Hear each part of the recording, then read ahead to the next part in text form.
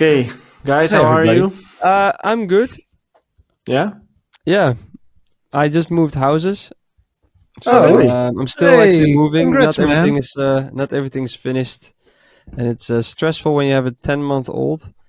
But it's very fun, and yeah, it's a new life outside of shitty Amsterdam. But are you already completely moved? So you already sleep there, live Yeah, there?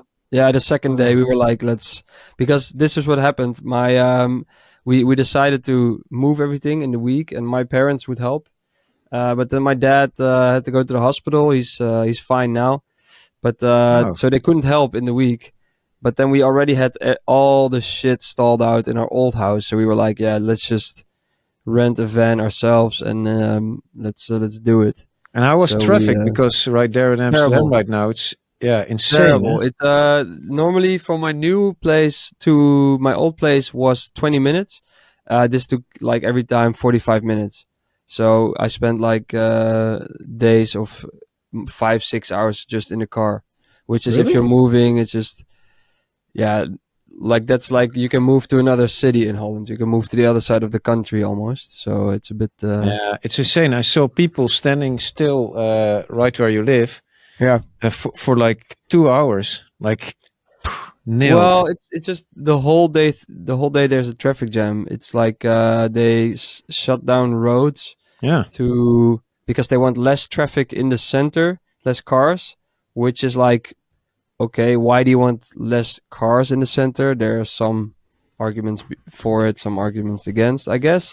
But then the best way to reach that, I don't think, is closing main roads and closing other roads like my street they so call that it people only bullying. have one route because then that is full of traffic.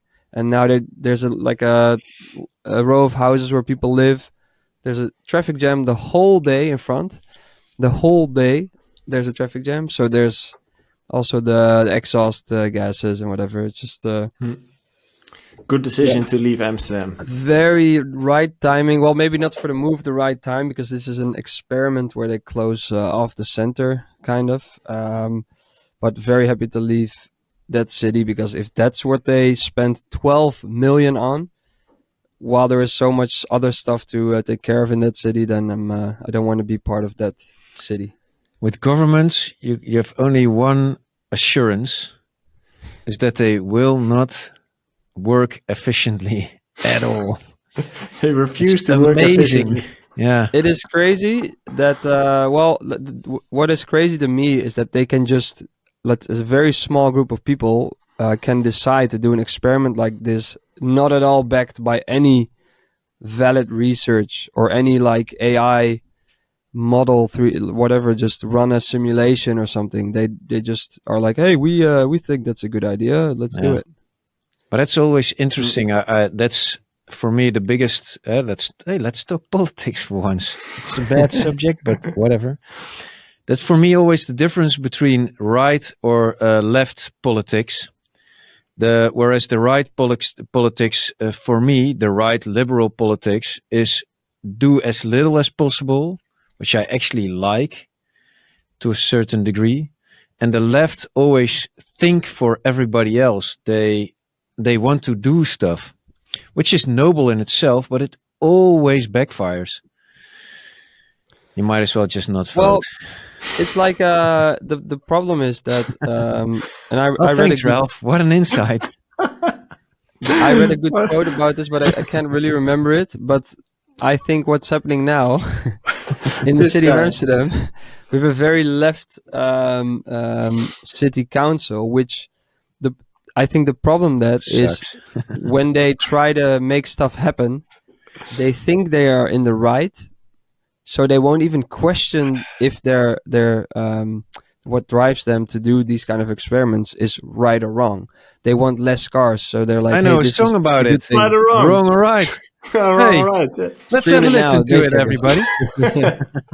Stream it now, Bassjackers. Wrong Let's or put a link right? in the description. Link in Spotify right description. now. Bass Yeah. But checkers. I agree. Politics are boring. Let's talk about how the unthinkable has happened.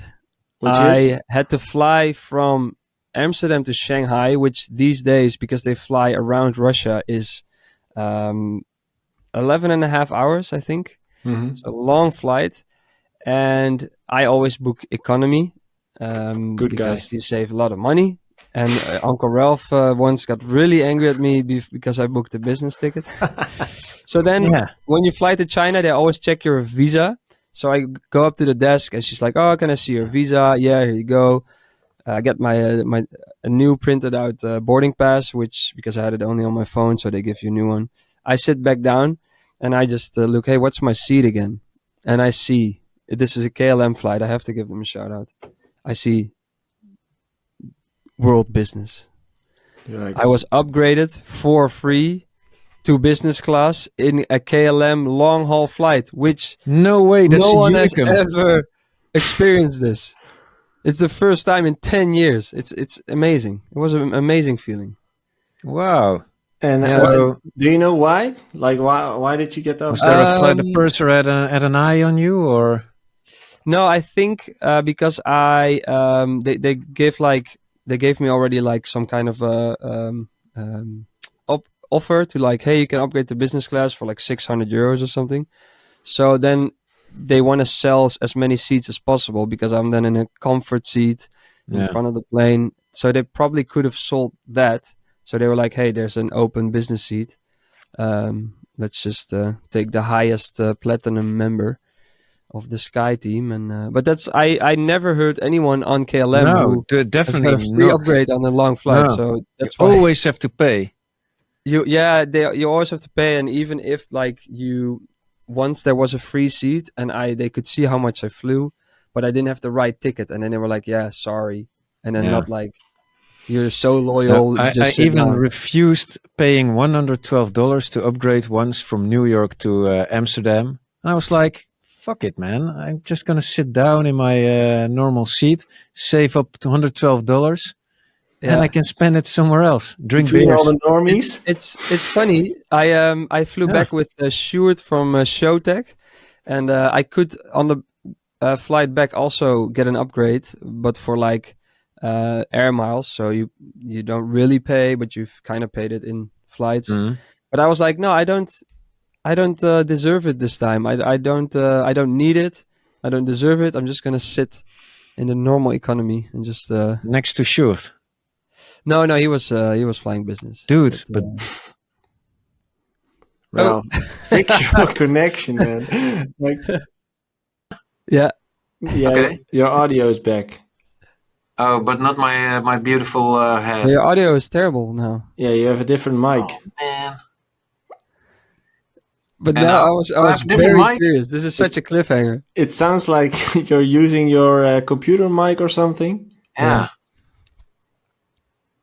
You can mute while recording. Blah blah. Mutes himself. Yeah. Below it says mic, and you can select the right mic. Yeah, the mic is not on. The fuck is this? For a producer, you're pretty bad with technology. Anyway, Jay, how was your trip? Like, did you enjoy touring? Yeah, I loved it. It's nice to sit down, not having to worry about a kid that needs food. I have a 10-month-old baby, for in case you didn't know, and like It's an escape. a tour is a little getaway. And I think if you're not a parent, you're like, "Whoa, that's awful to say." But if you're a parent, you realize how precious moments alone can be. So yeah, it's nice to have a weekend like that for sure. Mhm. And the show was awesome. I mean, back in China, Road to EDC, very fun show. Crowd was very good. So yeah, that's inspiring. Is it hard to get back into China again? Because during COVID and after, it was kind of a headache, right? They are not open for that long yet for visitors and people who like work or do business there. So I think they opened this year somewhere. So Mm. now and then it takes a while for the visa to get processed and stuff. So Are the visas still that expensive?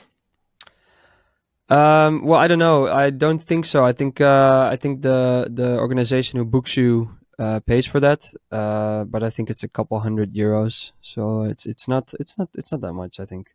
Yeah, because I think that's not that's a topic not many people realize. But if a DJ goes to play in a different country, it's not that easy as it might look. As in, of course, you can take the plane. Oh, Ralph is back. Of course, you can take the plane and just fly there, but you need to have like a proper what's it called? All the proper documents. Paperwork. Yeah, that's the reason why I got sent back from the States once, because I didn't have the right paperwork. Together with. I'm back, huh? Yeah, you're back. Welcome. Okay. You figured it out. Dude, you should have flown with Sjoerd. Yes. Sjoerd and Wouter are amazing in the studio. I know. No, we Pick his brains. Yeah. We had the Arrange a same. collab. We had the same drive back to the airport for an hour. We chilled at the airport together, so it was very fun, very inspirational. He told me also his whole Collab story. in the bag. Yeah, maybe. But he also told me a story about his recovery from his knee injury, which is insane if you realize what has happened to his leg. And they told him, you can maybe you can walk again, but you'll probably never run again. And What he happened? he fell while hiking, but like really bad. And like his knee was just, I don't know exactly, but all the muscles were just, it was a terrible situation. He can probably tell you best.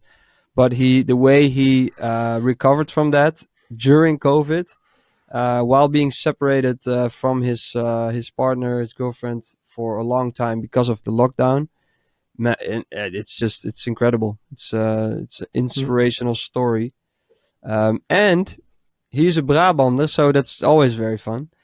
But he also didn't sleep in China, so on the way back he was like for 10 hours he was just passed out. He told me. What do you mean he didn't sleep? Like, was it hard to sleep, or? No, he was just like counting on the way back to sleep, and in China at night he did some work. Was it a he short flew in, stay? like the evening. Sorry. Was it a short stay? Were you guys there for like 20 hours? Yeah, it was one show. Yeah, so I flew back one day later, and he came in the afternoon or evening, and then flew back the next. Isn't that something you're done with, as in traveling that far for just one show? Yeah, preferably you would have more shows in a weekend, because then you can, optimize everything like income. You don't. Costs. The flights are relatively less expensive, but it's not. It's not as easy as before COVID to pair a lot of shows together. So that's still a thing. It has to come back a bit better. But and is that because there's less available, as in there's less shows available, or? Yeah, I think so. It depends also a bit on which artist you are, of course. I think for me, I'd say maybe, I don't know. It's maybe the fee. Maybe they think The market high. has decreased. Yeah. So less parties. Whereas it's always different. It's always evolving. Dynamic. There's also more hip hop in clubs now, more other styles than dance alone, and you can always see it like it's like the economy, sometimes more, sometimes a little bit less. Yeah. But it's like, I've heard that before, that in music there's a cycle which is going from soft music to loud music and then back, as in times where the world is on fire and people feel shitty because financial conditions are bad, etc., which we are in now, you could say. The music tends to get harder because people want to have that they're more looking for an output, as in big fat kick army on the recession. Then boom. I'll bring some big fat kicks. No, but that tends to be connected to the psychological state of people. And then when everything is Hosanna and everything's great, people are more open to listening to deep house music or like soft. To be honest, I feel like it's like really diverse right now. It's not one thing at all. I like all the headliners also. It's really diverse. You go from Tiesto to Garrix to John Summit, Dom Dolla, name it, It's so diverse and it's amazing. Huh? Am I on again? No, he said name is Jay Hardway. He said name is I was like Jay Hardway. I named it. Oh yeah. Okay. But I'm really curious because this Saturday is Tomorrowland. I'm going there with friends just for a day. You have friends? I have friends. You have friends outside artist coaching? Yep. What? Yep. Sometimes. Okay. Sometimes. But you're going on Saturday. going on- Yeah, I'll be there as well. Yeah, you'll be there, and I'm just really curious to see what the overall vibe in music genre is. As in, what I've seen last year from Tomorrowland is that on the main stage it's like super hard, as in like almost hardstyle. Also, it also depends. I mean, when Fisher plays, there's no hardstyle to be detected. When how do you call it? I wanted to say some other Timmy Trumpet. Yeah, he does play hardstyle. So it depends on which artist. But what you can tell is mostly main stages of big dance festivals are a little bit more commercial than the other stages. I mean, it's more you have this whole spectrum, harder, softer, and more niche spaces, and you have all that in between, and that's where all the main stages for everybody. Yeah. Jay's laughing at my visualization. I get it. And no, but that's main stages are for everyone, you know, and then you have the separate stages that kind of cater to all the different niches. And I'm curious to see, like I've played on Tomorrowland for it's 8 years ago, so I've been there once, but I'm really curious to see what changed, because back then I didn't see the smaller stages. I only saw like the stage I played in, which was a small stage, by the way. I love Tomorrowland. Yeah, it's insane. I think if you haven't been to Tomorrowland, I think the most amazing thing about it, well, apart from how it looks amazing, it feels amazing, the music's great, the hospitality is great, also as a non-artist, like as a guest. But like every stage, it's like everybody is so happy that they're on Tomorrowland, because it's quite like exclusive, you know, it's hard to get tickets, so you feel that sense of overall it's something special together. So like if then a set of a DJ is good, it goes to a next level, I think. And apart from, of course, the design always, and the fireworks show at the end, and the lighting, and just that main stage area. Also, when you amazing. You walk over a little bridge from one stage to you're always in the vibe. Yeah, everywhere you can see little elements of the whole like environment, the fairy tale. It's like a big amusement park for adults, and the level of attention for every detail, it's insane.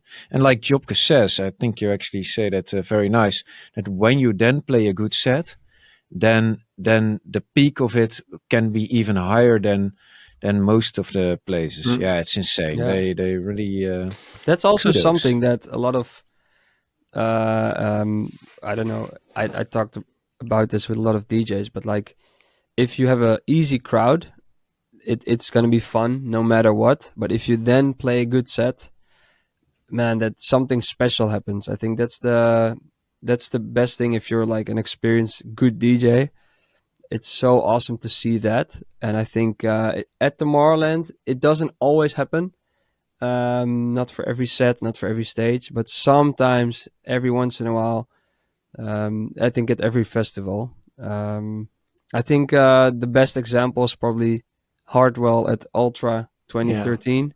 Yeah. Where he played such a good set for the like an easy crowd, let's say, like a good crowd that will respond to the songs very well. And there was a very big hype around him at that moment. Everyone was knowing that he was becoming the number one DJ that year or the year after, I'm not sure. And he made it happen. But it was just a combination of so many things that all came together at that place in time. It was just, as I said, magical. As in, what? What are you smiling at? I didn't even say self-release or whatever. Because the other times we're recording, I always get like stupid jokes. And now I'm like, every time I'm doing something, I'm like, maybe this is stupid again. And then Oh, I was taking you're a sip you're and I you're thought, like super self-aware now. yeah, a bit too much. Yeah.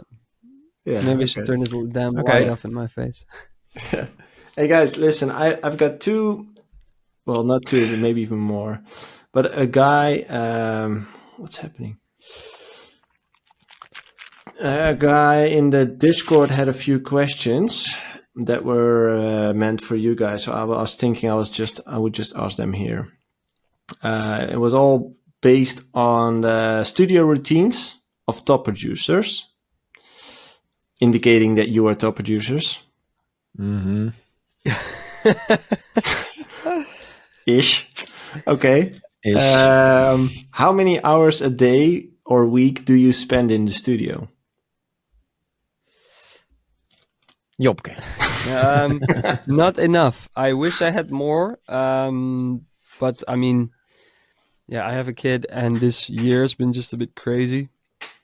So it's still trying to find a balance. But I wish I had more time. How much is it? 20 hours? 30? Let's say 3 full days. But sometimes I work late nights, and 3 full days. So that's 27 hours? 25? something like that. Yeah. Okay. And I'm building. Ralph? I'm also building a little home studio. With I'm ordering speakers suggested by Stuart from Showtech.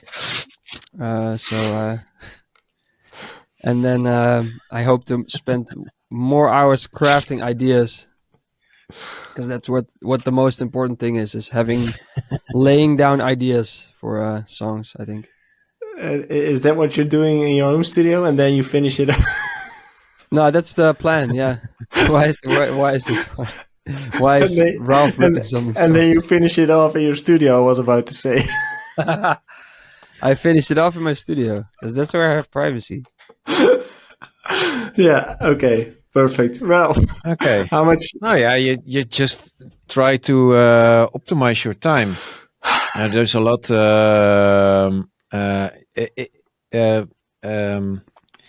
There's a lot next to making music. Music alone is not gonna cut it. You try to do. You try to make as much music as possible.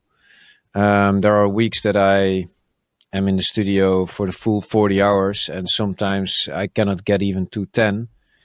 I think when you have a momentum, when you are really inspired, then try to optimize the time in the studio and leave other stuff for another time. But sometimes you just feel like, shit, I'm banging my head to the wall. This is not gonna work.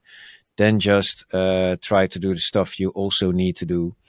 And yeah, but if you in the beginning, yeah, music is your biggest asset in the marketing mix. So try to spend as much time on music, and how much that is. Yeah, that's also a big difference for a lot of guys and girls. And how long does like a typical studio session take? If you're in the studio, like how many hours in one take you do? Like 8 hours straight, or? Yeah, it can be. Of course, sometimes you go out for a snack or something. Sometimes I play FIFA in between. Just depends. But if you leave those little breaks aside, yeah, it doesn't matter. Sometimes it's 2 hours, sometimes it's 10. But yeah, yeah. Like I wanted to say, it's so different for everybody else because everybody else works in a different way. I think I work pretty fast, so I can make a lot of music and a lot of ideas in a short amount of time. What I spend most time on is the mix down. I think that's a harder part, and I actually had to laugh on a tweet of Sam Veld who said, "Don't do it for more than an hour." No, if you do it in 1 hour, it will be shitty always. Now, plus it's continuous work. You know, there's always something you can find perfect. There's no such thing as the perfect mix, but there's a decent mix in there as well. But yeah, then you just go on for quite some hours to get it right. And yeah, but yeah, also depends. Your ears get tired, of course, after some hours. I never work on a loud volume, so that's because I want to work as much as possible. Plus, you also can hear it better on a low volume. Sometimes you want to crank it because you want to hear the lows a little bit better. Yeah, it depends on what you're doing also, which part of the Yeah, I track. think it's what Ralph says. If you're really in a flow and you feel like things are really going well, and in the studio everything you try works and ideas are coming out, take advantage of that time because it's gonna pass. So it's like it can be a month, it can be a week, it can be 2 months, 3 months, and then sometimes there's just a couple of weeks, months with.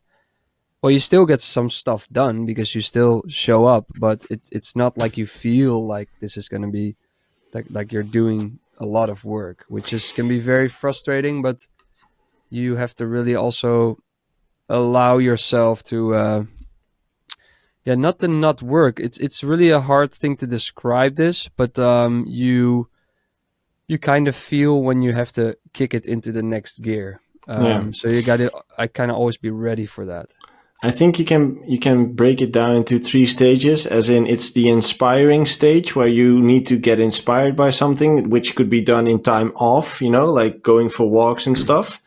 Then you have times where you have to be creative, and that's that flow that you're in. Like once it starts flowing, you want to be taking the shit out of it, as in if it takes 5 hours, it's 5 hours. If it's 8, it's 8, but stay in the studio and as long as it takes.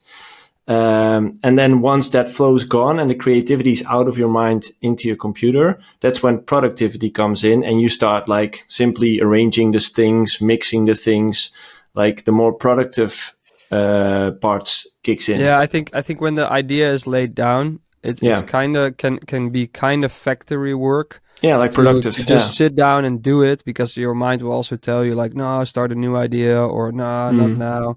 You have to just do it. But also, I think mixing and stuff like that is also an arrangement is also very creative part. You also have to tap into that part of your brain to do something, try something new with the mix or a sound. But it is, but laying down the idea is the most you broke important. it down, Joey. I'm gonna create a visual from it because I think people will. I think it's what valuable. for me, what worked a lot for me is I have an idea that's like very small, let's say 8 bars or a melody and a drop, and then I'm like, okay, let's make it as fast as I can, because like I have a show the next day for that show, so I can play it, or the next week, whatever. As soon as you do that, you have a goal for it, so you finish it and you have something to play. And then also when you then play it or not, at least you have an idea of where it should go and how much work it still needs. But it gives you a good starting point for it, so to speak. Wow. For the people, Joey. watching, Wow. You're an artist. I've just banged this out. I'm full creation mode right now. Well, people usually stop at inspiration. They think the ideas are the creative part, but that's actually not at all. The creation starts, the work starts at the idea phase, and that's where creativity comes into play, because there's so many ways to the end creation, and you have to decide where to take which road, and that's also trial and error, and that's where time comes in. The more time you spend, the more trial and error you can do, the more learning you can do of making the wrong decisions. And what also worked for me back then is that even if you're in the production stage and kind of doing the factory work, as you mentioned, Jay, even at that moment, you can still be inspired by listening to your own song and feel like, oh shit, maybe I should do this because that's much better. But then you're already like building on something that you already have, instead of like in your and mind. I think that goes for like build-ups or doing funny things in between, or in the second break or something, that you come up with a little twist. But if you have that idea, at least make a build-up from 8 bars, for example, so that you have an arrangement. You can then go back the next week to finish that build-up, but then at least you're kind of setting out the the like let's say the Fundamentals. foundation for what the track Yeah. will eventually be. Yeah. Yeah, it's an interesting thing because I don't think many artists realize that there are these three stages and that you need to recognize with yourself where you are when, and that you, especially the creation stage, if you once you hit that flow moment, that flow state, yeah, try to stay there for as long as possible because it's a unicorn, you know, you don't get those very often. Yeah, yeah. I think it's the best part of creating music, maybe even being a DJ and producer. It's like you that stuff works out in the studio, and you're just like you feel like nothing can break you, and like every Yeah. idea you start becomes a track, and then it's a month or two later, and you're like, I'm never gonna create anything that's Yeah. worth listening to again. And that's also very important to realize that that's a cycle that will always happen. Every producer, even the like, let's say the fucking Beatles, Queen, they had Fucking. those times where they're like, I cannot do this. I'm a horrible musician. Yeah. You passed the And then a syndrome. week later, they write the biggest hit of the world, for example. But Yeah. I mean, I write a week later than the biggest hit of Drunen. But I mean, still. Are you guys familiar I'm not with even so sure about that because Bas van Dalen Oh, is yeah, also shit. pretty amazing. Oh yeah. no, the biggest hit of Bellini Park, where I used to live. Are you guys familiar with the book Ikigai? Yep, And you, Ralph? I never read books. Have you read it, Jay? I have. Yeah, about Okay. the Japanese village, right? Yeah, the blue zones all over the world where people all get older than 100 years old and stuff. But what I'm referring to is the flow state, as in what Ikigai mentions is that every person, in order to be fully happy as a person, you need to have an Ikigai, which is like something that you can do, which you can just like really enjoy so badly that you can just like completely lose yourself in it. And that's what you just mentioned with music, which I really recognize as well, that once you're in that flow state and you're in that process of creating and putting out your creativity, like that's a feeling you can do forever, right? It's just the perfect state to be in as a producer. Yeah, that's also where the most of I the kinda don't satisfaction comes agree. from. For me, that's the part where I'm like feel the happiest about creating music. And I've had tracks which became a big success. That's fun, but it's not the same. It's not what you really do it for. What is it That's for what I you, mean. Ralph? Why do you disagree? For me, it's the end product. Creating a full track, nothing in between, not the melodies, anything. It needs to be a full track that people can enjoy, play out, something. Hitting the If render it's button. not, no, but if it's not done, to be honest, to make a full track, that's fighting frustration big time. It's not always fun. True. And because you at some point somewhere in each track you get to a point and you just don't know where to get in the next few seconds, and that's just, oh man, I can do this, I can do that. Then you leave, you listen to it in the car. Shit, it's not right. I worked today for nothing. Blah blah blah blah. It's fighting frustration, and at some point you get it right, and that's when bliss, obviously. But to be honest, I don't think it's something I can do for my whole life because at some point, I'm not sure if I want to feel that frustration always. It's probably now, not in the amount that I do now. It will be less at some point. Yeah, but the frustration also helps you to improve. As in, if there was no, what's it called? Like, But do we have to improve our whole lives, man? well, I don't think I think so. I think if you want to keep getting the most out of your life and don't rust old, as in become an old. Yeah, but then I have to spend time on other stuff like working out, and I mean, yeah, it's gonna change at some point. So Yeah, but you can get that yeah. flow state also from like gaming, for example. For me, if I game, I completely forget about everything. I'm just there, you know, I can do that for hours. Sometimes I do also with gaming, but that's also not the same. For me, there's no such thing that I would could do always. It's always a different phase. I think And obviously, I love making music, but it's like being a footballer. I'm pretty sure Messi will always play football, but he doesn't want to play football in the At highest that level. leagues. Yeah, Yeah, I get I it. think and yeah, Joey am wants. I comparing myself to Messi right now? What the fuck, dude? I compared myself to the Beatles, so we all have this. I Joey, got this book from Joey you're that's next. called The War of Art. Yeah. It's very interesting if you're a creator of some sorts, or It's a must read. yeah, well, yeah, I think so. Maybe. What I like about that is I do only the there's synopsis. a lot of tips in this, but like one of the things I always take from that book is do not care about the end result. Like you should not care at all about how it will be received, how it will score. If you can not think of that, and that's difficult, it doesn't But work that's for every not track. caring about the end result. No, but You're like caring this about is the no, but like opinions. you're like your mind always when you're working on something is like, oh no, this won't be good enough for that, or there won't be good enough for that, or no, this build up isn't good enough. Just keep working on it. Just like but like in a playful way. And if you do this, then you realize you get into that state of like, holy shit, I just spent 3 hours on this little breakdown, and now it sounds well. I don't know. I'll check back tomorrow. Bye for now, and then the next day, either it's holy shit, this is I've how did I make this, or it's like holy shit, this sounds awful. What have I done?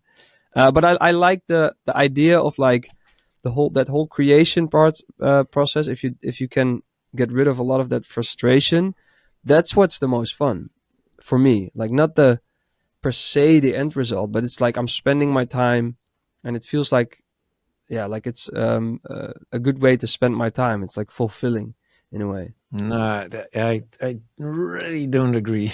Yeah, that's I mean, It's but dance that's for me, music. you know. It's intended to make people dance. And Is it? yeah, if it doesn't do that, then it's no fun at all. No, but for me, I make You can music dance because yourself, I but like making music. I yes, I would like it. It's very fun if your track does well for a crowd. And yes, I guess I make tracks for my sets, but I have to really enjoy the process. If I didn't enjoy the process, I wouldn't. I would stop making music. I would not it's like do it. working out. Yeah, I love Let's working out. say, but why? It's no fun. You're lifting really heavy stuff into the air. No, you love the end result. You No, love to no, love. no, no, No, no. Well, you think, okay, so I come to your place. Mhm. Hey Jay, I brought some beer for myself, but for you I have a very heavy thing you can lift I into the also air. love to drink a beer. Yeah, But no, but the thing is, you love the end result. You love to the feeling it gives you, not the lifting itself. no, it's Oh, Jay, can you please move my fridge to the other room? You love moving then. It's lifting you can heavy stuff learn into you, the you air. can learn to love stuff that you're like normally very against, or like you can learn to love to do the dishes, or Embrace the pain.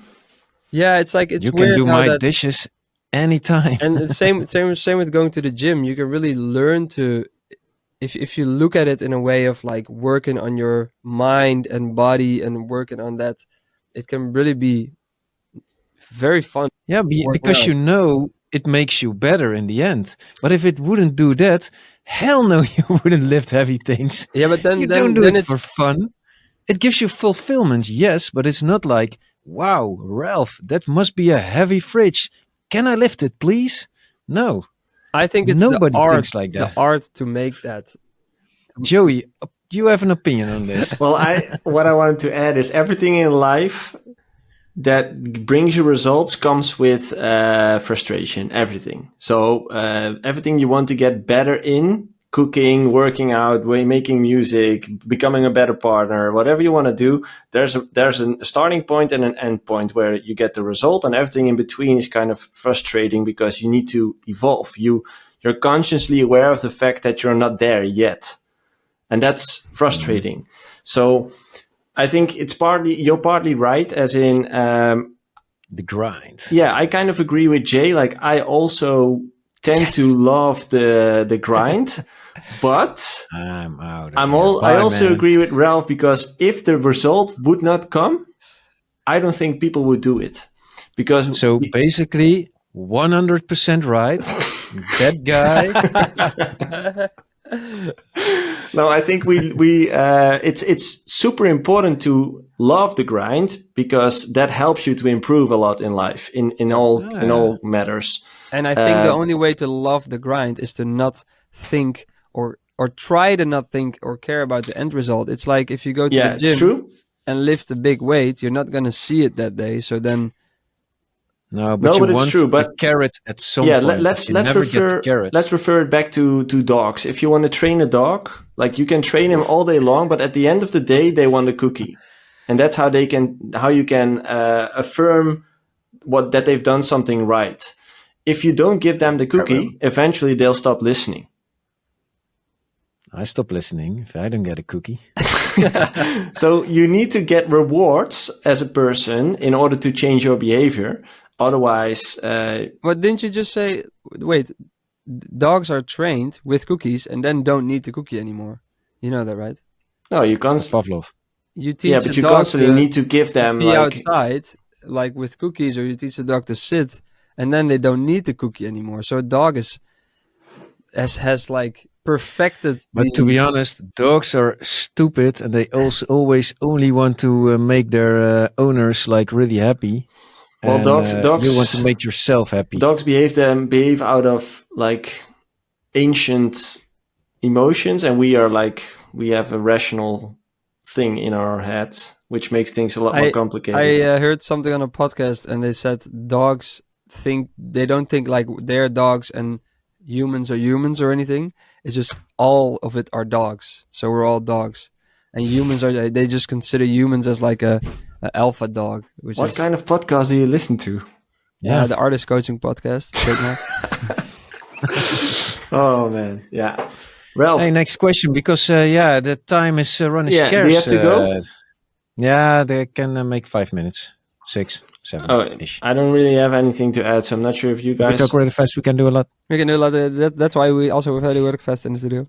I don't have anything to add. Scared, man. Oh, you had the Discord questions. Yeah, but I don't think you can do those in 5. Let's see.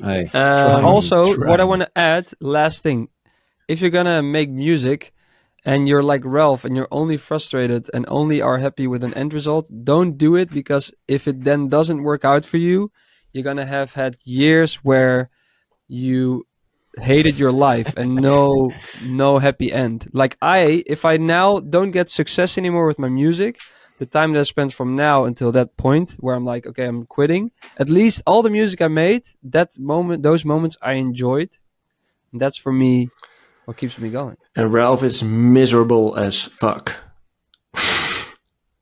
Yep. He can't even buy new glasses that are not exactly like broke ass bitch. If I do it like this, doesn't. I think we need to start a GoFundMe. And they're just crooked. A GoFundMe for your glasses. Okay, one last thing, kind of continuing on what we're talking about from the Discord from Steve H. I'm wondering how to find balance of productivity and creativity. As an aspiring artist, we need as many releases as we can, and we definitely don't want all our releases to sound the same. I'm not sure if that's right. How do we keep being productive while maintaining the uniqueness? Can I answer? Crickets. He said something about we need as many releases as possible. We need as many releases, and we can definitely... And we definitely don't want all our releases to sound the same. Yeah, I think the first part for me, don't focus on as many releases as possible. I think maybe you guys would disagree with me, but I think that's not a good mindset. It is good to have like a thing of like, okay, this week I need to create one track, but don't set yourself on quantity. Just make the music you love and just put a lot of time into it, and then like you will see the results, and love making music even without results. But I don't think I actually agree with Jopke. Yeah, but for once, the part like he said, like we definitely don't want all of our songs to sound the same. I don't really agree because the continuity in your sound is necessary to build a brand. Yeah and no, I get it. You don't want to in your workflow, you always tend to go back to the same samples and things you know. What can help is work in different keys. Try to make something a C major. It's actually quite a challenge. You can learn a lot of it. Then work to A minor, G minor. I prefer the minor scales, to be honest. I think Jopke also. Minor guy. But I don't think about it. now, it's always just a little bit more energetic. But try to work in different keys. Then it will not sound the same, and you can learn a lot. Like, what does it do for my music? Your mixdown has to be a little bit different. It also is really convenient when you want to make bootlegs of popular hit songs, because they're always in keys you actually don't like. And I think that's an easy fix to make yourself work in not with the same samples and make it sound a little bit different from each other. Like Jopke said, don't be focused on quantity, especially not in the beginning phase. You're not gonna make it with quantity in the beginning phase. Okay, yes, there's always a chance of a real success when making a lot of music, because sometimes you just cannot recognize a big hit. It just happens to you.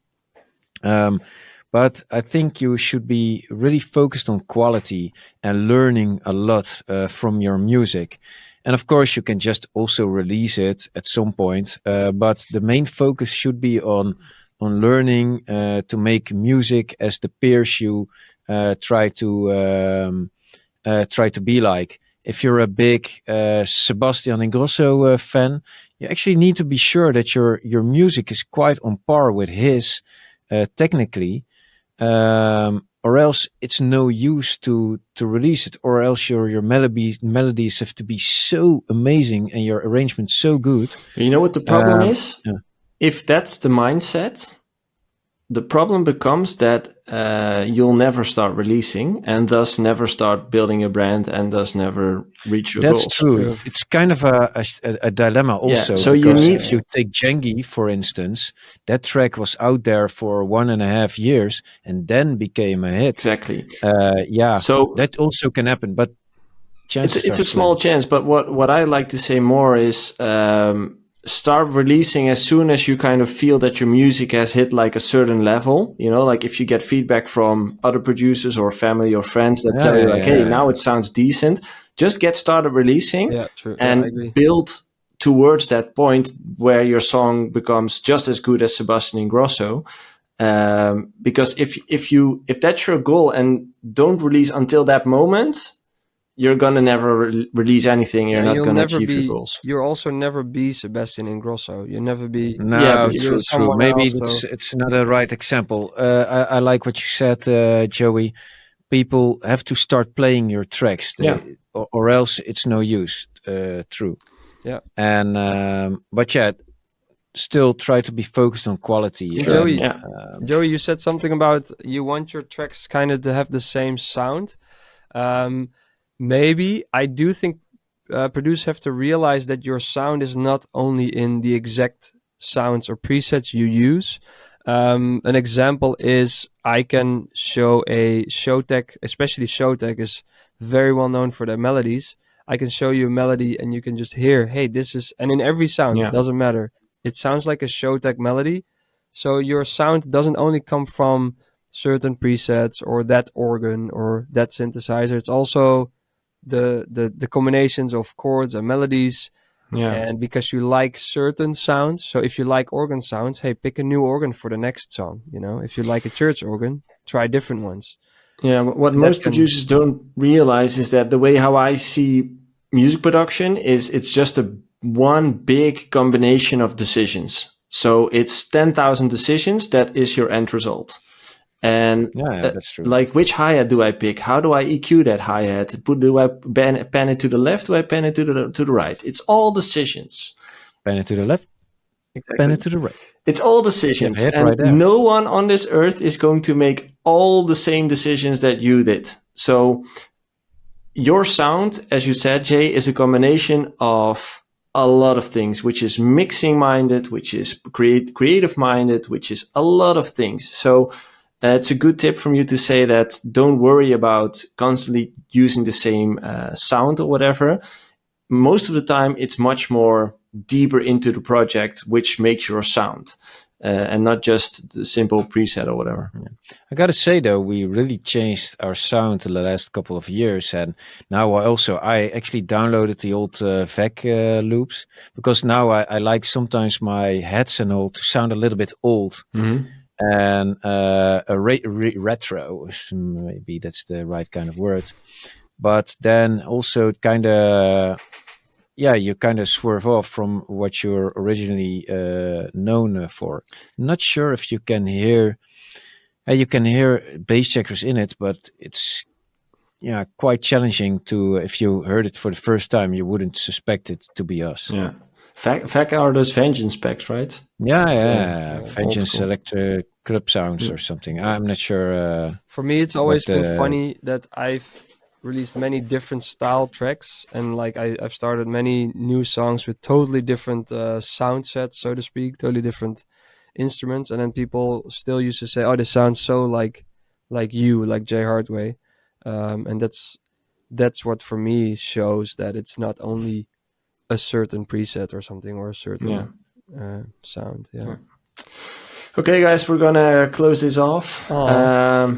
Nice seeing you boy. again, and we'll talk next month. It was fun. Hey, wait. Oh Are we going on holiday? no, No. And you, Jopke? No, I'm moving house, so that takes up a lot of time.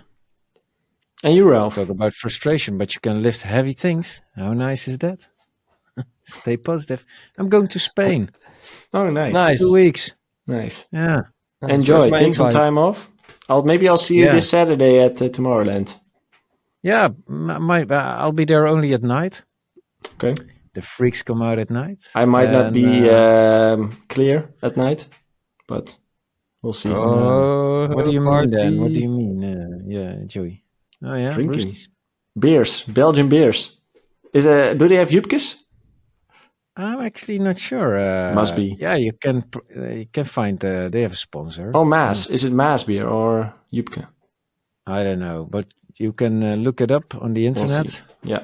Anyways, Google. we'll stay in Chat touch, GPT. Okay. and we'll Guys. see each other next month. Later, dude. Bye bye.